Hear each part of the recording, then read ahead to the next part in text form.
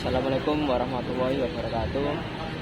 Perkenalkan, nama saya M. Habib Al-Khairi dengan NIM 482 dari manajemen 2023C.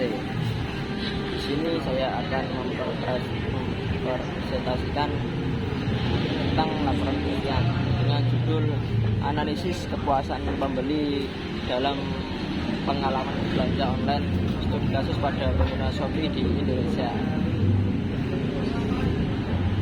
Oke, next.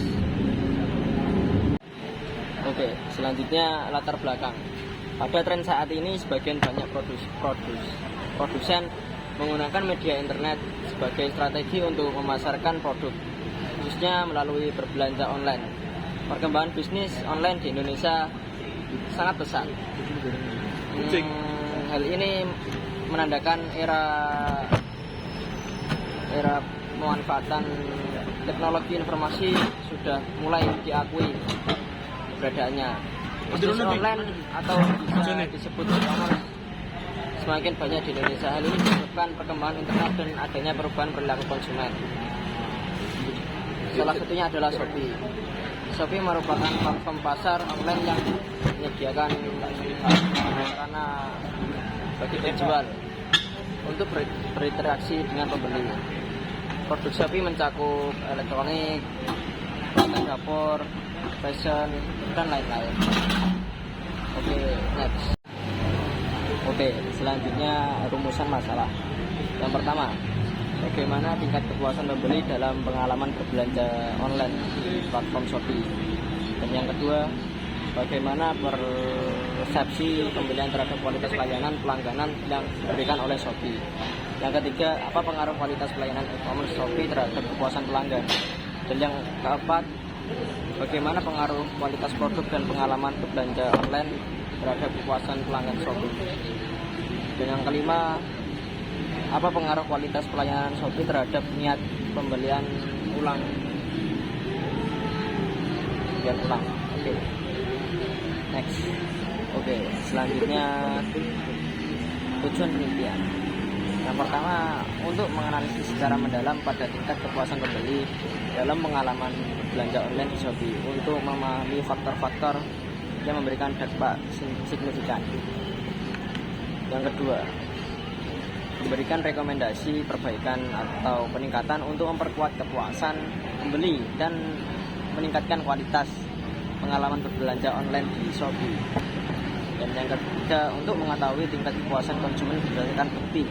Yang keempat, untuk mengetahui tingkat kepuasan konsumen berdasarkan keandalan. Dan yang kelima, untuk mengetahui tingkat kepuasan konsumen berdasarkan daya tanggap. Yang keenam, untuk mengetahui tingkat kepuasan konsumen berdasarkan kepedulian. Yang ketujuh, untuk mengetahui tingkat kepuasan konsumen berdasarkan jaminan. Oke. Selanjutnya manfaat penelitian. Yang pertama, memberikan wawasan mendalam tentang faktor-faktor yang mempengaruhi kepuasan pembeli di Shopee. Yang kedua, memberikan rekomendasi konkret untuk perbaikan atau peningkatan yang dapat dilakukan oleh Shopee guna memastikan kepuasan pembeli secara berkelanjutan.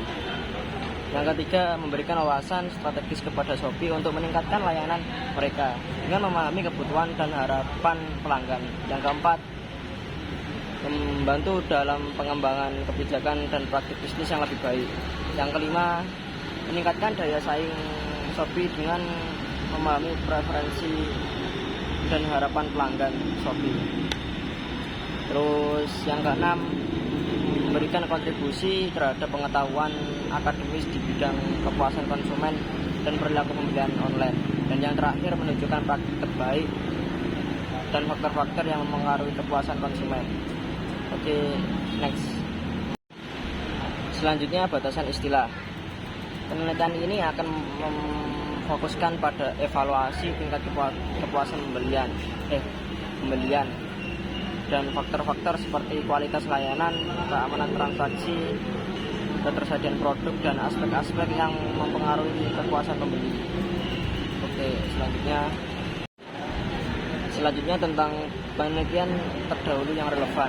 Hasil dari salah satu penelitian menunjukkan bahwa masih terdapat harapan dari pelanggan yang belum sesuai dengan keinginan mereka, sehingga perusahaan Shopee dapat meningkatkan dan memperbaiki kesenjangan antara persepsi dengan harapan. Berdasarkan analisis sirkual secara keseluruhan total kesenjangan yang ada pada tingkat dimensi, penelitian ini sebesar min 0,02 sehingga tingkat kepuasan pelanggan mencapai 99%. Oke, selanjutnya tentang landasan teori. Studi kasus tentang analisis kepuasan pembeli dalam pengalaman belanja online pada pengguna Shopee dapat dilakukan dengan menggunakan berbagai metode. Sebuah penelitian menggunakan metode service quality dan Cartesius untuk menentukan atribut pelayanan yang perlu ditingkatkan dan atribut prioritas dalam perbaikan peningkatan layanan pelanggan. Ini adalah beberapa teori. Yang pertama, teori kepuasan konsumen. Yang kedua, teori service quality. Yang ketiga, teori teknologi penerimaan. Yang keempat, teori relasi pelanggan perusahaan. Yang kelima, teori perilaku konsumen online. Yang keenam, teori pengalaman konsumen. Yang ketujuh, teori kualitas layanan. Dan yang kedelapan, teori word of mouth online. Dengan landasan teori ini dapat membantu menyusun kerangka konseptual dan analisis untuk penelitian. Oke. Selanjutnya tentang jenis penelitian. Yang pertama, penelitian kuantitatif. Penelitian ini bertujuan untuk mengetahui tingkat kepuasan pelanggan yang diberikan oleh Shopee kepada konsumennya. Yang kedua, penelitian korelasi. Penelitian ini bertujuan untuk menganalisis korelasi antara kepuasan, kepercayaan, dan loyalitas pengguna belanja online. Yang ketiga, penelitian tentang kepuasan dan kepercayaan. Penelitian ini bertujuan untuk mengetahui hubungan antara kepuasan dan kepercayaan pelanggan. Dan yang keempat, penelitian tentang pengaruh keputusan pembelian. Penelitian ini bertujuan untuk mengetahui pengaruh kualitas pelayanan e-commerce Shopee terhadap kepuasan pelanggan. Dan yang kelima, yang terakhir, penelitian tentang perilaku pembelian impulsif. Penelitian ini bertujuan untuk mengetahui hubungan antara kepuasan berbelanja online. Oke.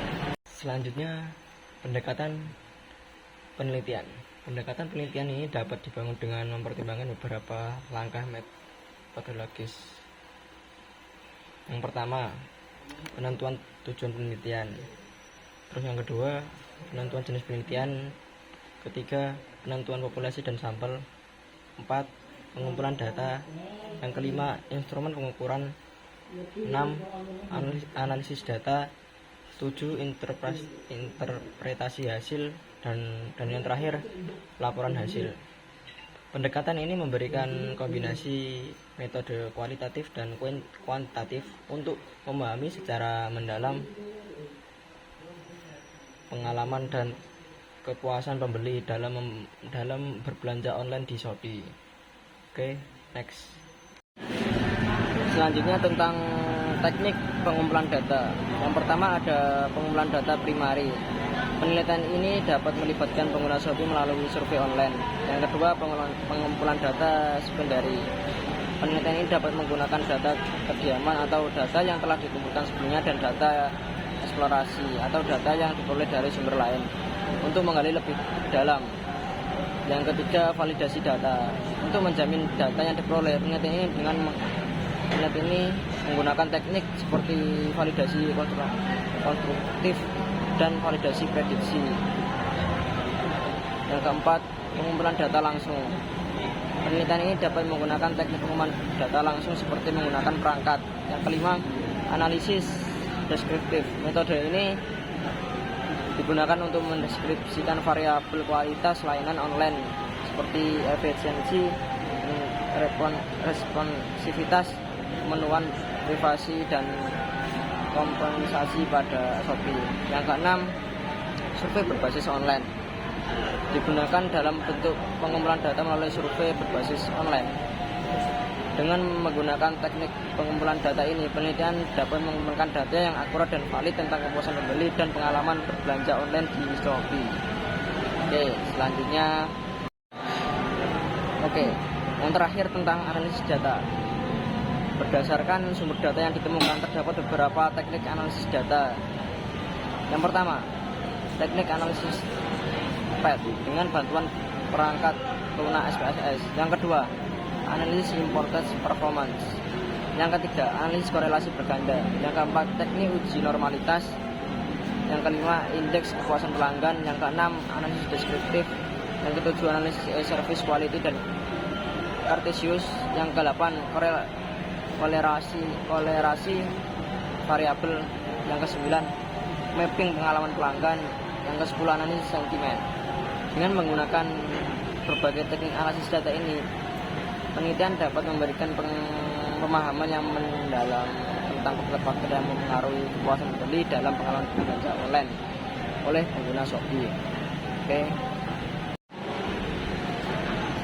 Oke, selanjutnya materi ini sudah selesai. Terima kasih dan saya minta maaf apabila ada salah kata. Assalamualaikum warahmatullahi wabarakatuh.